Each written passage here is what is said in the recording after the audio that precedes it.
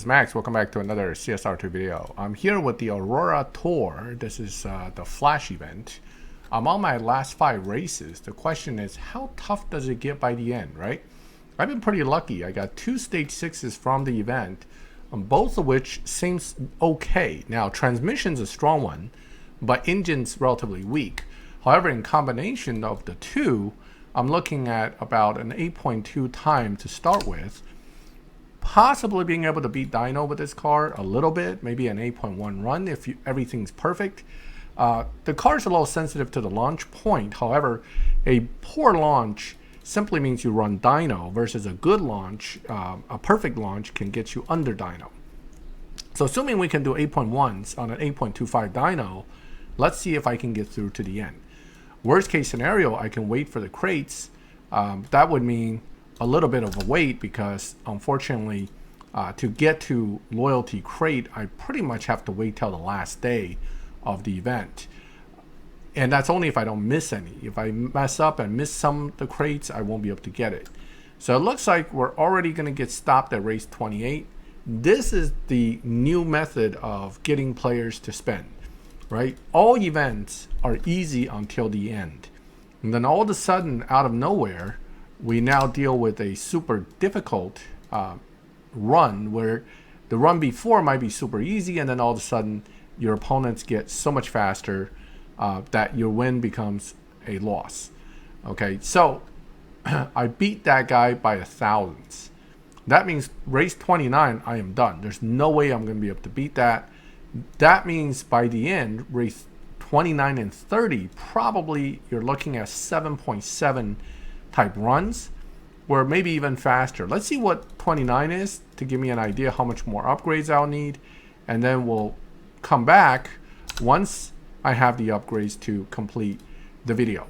Okay, wow, that's a big gap. So it looks like it's jumping from 8.1 to 7.7 in one race, if not more. 7.5, 6/10 of a second. Now, even if I get a stage 6, assuming it's the best one, it's unlikely I'm going to lose 6/10 of time in one shot. That means it went from simply needing 2 stage 6s to get that far, all of a sudden to probably needing 4, including 2 of the major ones, to get through. So that's how these events work. I'm not really surprised. I'll come back and finish this video once my car is ready. So we'll pause it here. All right, we're back. 2 Universal Stage 6s later, the Aurora Tour is now running 7.3s. I'm hoping this is enough to finish this event so I can move on to bigger and better things. So Flash events, as I was saying earlier, basically is set up to stop you at the end to make sure that you try to pull more crates, which, you know, that's where the money's at for the developers, so I understand. Fortunately, Race Pass has given us the all-important universal parts, which allow us to get a little bit further each time than otherwise we may be able to, because in the past, if you didn't get lucky with the paid crates, you're basically stuck. Now you can have the Race Pass every season, get those universal stage 6s. You can only save up to like 3, so you still have to spend them, but they sure make Flash events a little bit easier. Now it looks like it's extreme again, so even with 4 stage 6, it's basically telling me that it's extreme and I may not be able to beat this. At this point, I'm done. I mean, the reality is finishing this next part, this last race, is pretty meaningless in the grand scheme of things because sure, you now have, quote, beaten the Flash event. Knowing what we know is that the game tend to, as it gets older, come back with these Flash cars for a rerun or something like that. And for 10 gold keys, I have to get another stage 6. Now, the good news, of course, for me is I have 4 days left and some more free crates.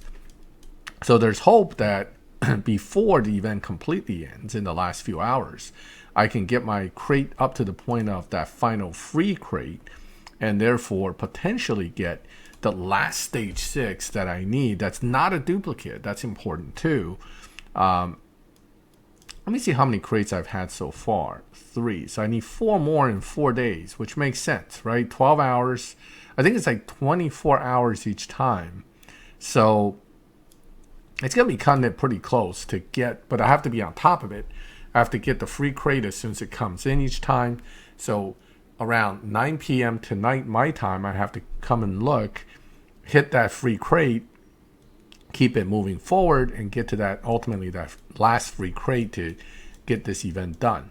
There's a chance I probably won't finish this event at all, which is fine. I mean, at this point, considering I've gotten this far without huge expenditures, is pretty good. So I'm pretty happy overall with the result.